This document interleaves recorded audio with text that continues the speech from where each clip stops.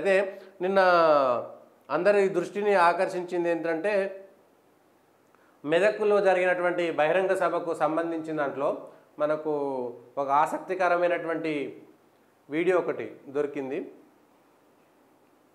ఇది నరేంద్ర మోడీ ఇక్కడ కూర్చొని పక్కనే బీజేపీ అభ్యర్థి రఘునందన్ రావును దగ్గరికి పిలుచుకొని కుర్చీ గుంజుకొని మరి పక్కన కూర్చోబెట్టుకొని చెవిలో గుసగుసలు చెప్పుకుంటున్నారు.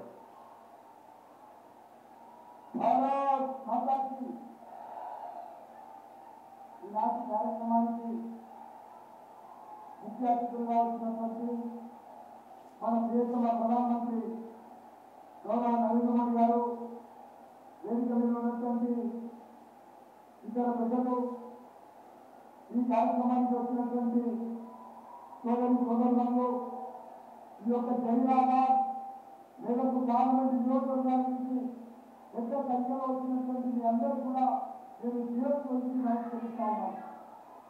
మనకందరికీ తెలుసు, ఈరోజు తెలంగాణ రాష్ట్రంలో భారతీయ జనతా పార్టీ వచ్చేటువంటి పార్లమెంట్ ఎన్నికల్లో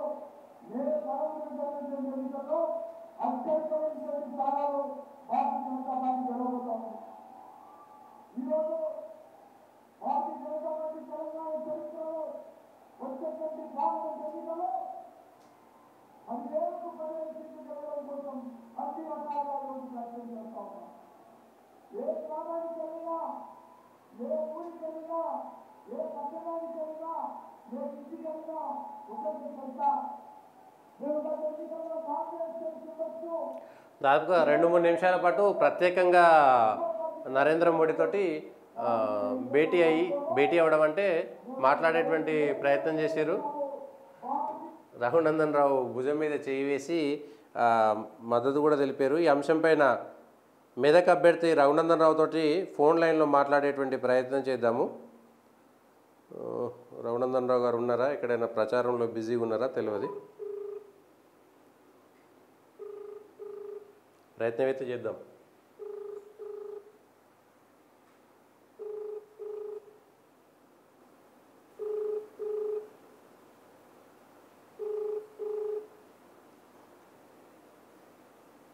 హలో హలో రఘునందన్ రావు గారు, గుడ్ మార్నింగ్ అండి.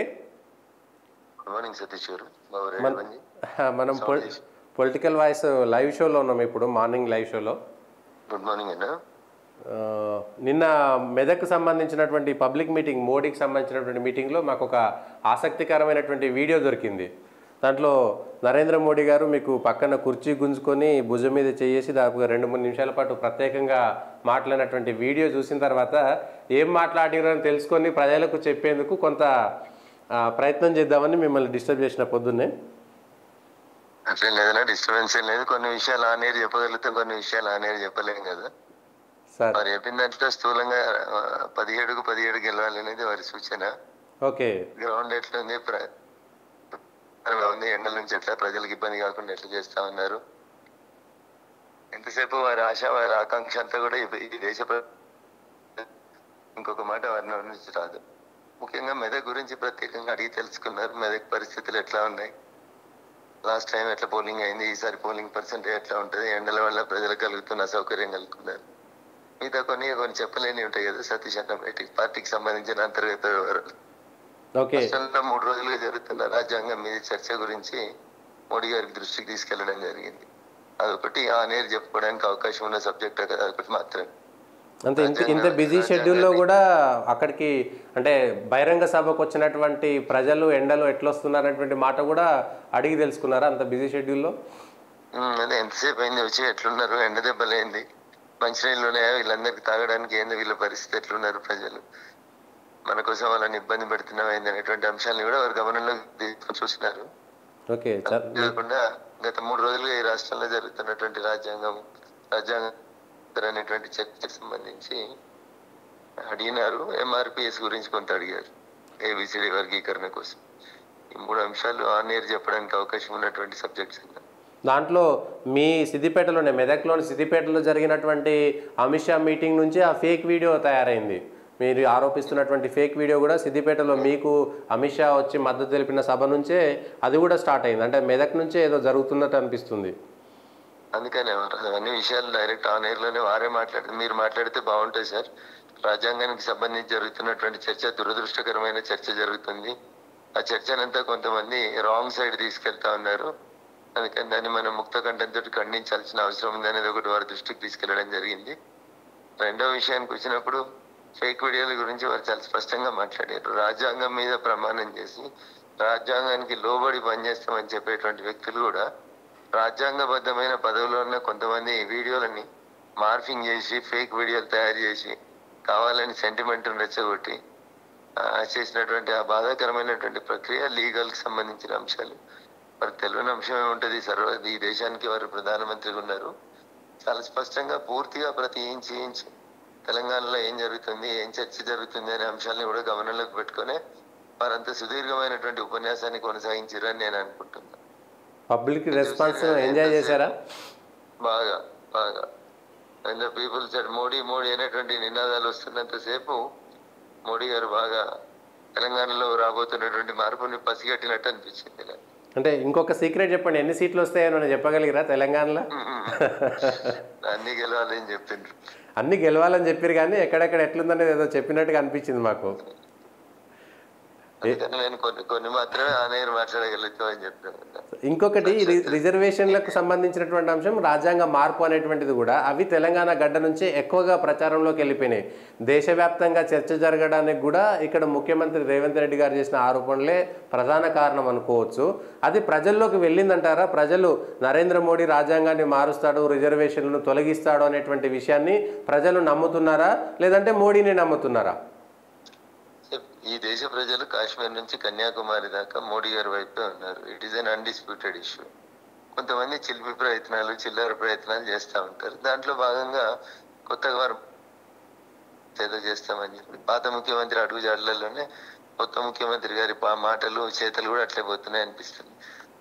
అమిత్ షాను కేసీఆర్ ఆహ్వానించిండు అని ఎక్కడో మాట్లాడినట్టున్నారు, కానీ కేసీఆర్ రేవంత్ రెడ్డిని ఆహ్వానించడేమో అని నాకు డౌట్ వస్తూ ఉంది. ఇంకొక అంశము దీనిపైన క్లారిటీ, ఆర్ఆర్ ట్యాక్స్ అనేటువంటి విషయాన్ని, RRR అనేటువంటిదేమో రీజనల్ రింగ్ రోడ్ ఏమో తెలంగాణకు భవిష్యత్తును గౌరవాన్ని ఇస్తుంటే ఆర్ఆర్ ట్యాక్స్ ఏమో తెలంగాణను దోచుకుంటుందని ప్రధాని హోదాలో ఒక వ్యాఖ్య చేశారు. అది నిజంగా సమ్మతమేనా? అట్లా జరుగుతుందా తెలంగాణలో? జరుగుతుంది కాబట్టి వారు మాట్లాడినారు కదా. ప్రధానమంత్రి గారి నోటీసులో లేకుండా ఏ విషయం ఉండదు కదా. అవును, వ్యవస్థలన్నీ ఏదో ఒక సందర్భంలో ఇక్కడ ఏం జరుగుతుందో అక్కడికి చెప్పకుండా ఎట్లుంటాయి కదా.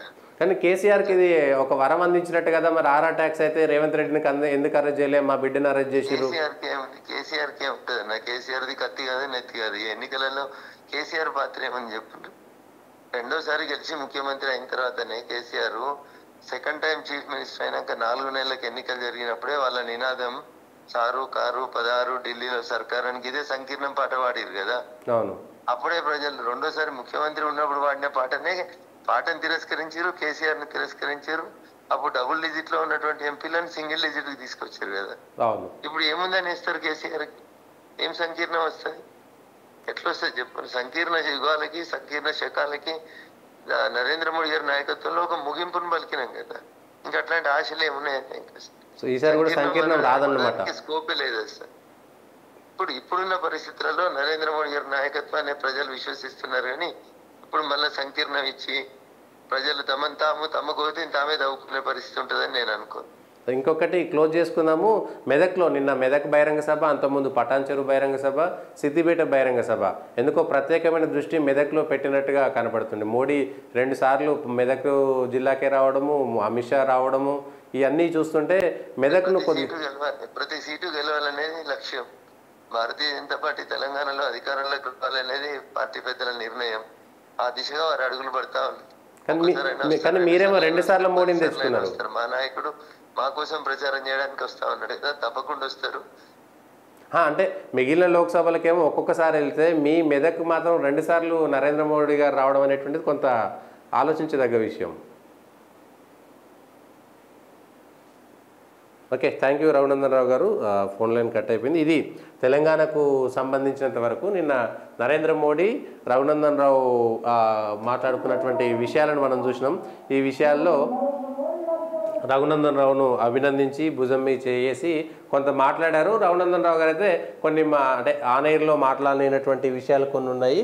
కానీ తెలంగాణలో జరుగుతున్నటువంటి రాజకీయ పరిస్థితుల మీద కొంత చర్చ జరిగినట్టుగా, మెదక్కు సంబంధించి మిగిలినటువంటి అంశాలు, ఆర్ఆర్ ట్యాక్స్ అనేటువంటి అంశం నిన్న రావడము, ఈ అంశాలు కూడా కొంత వచ్చినాయి. మొత్తానికైతే అది రఘునందన్ రావు గారు చెప్పినటువంటి అంశము.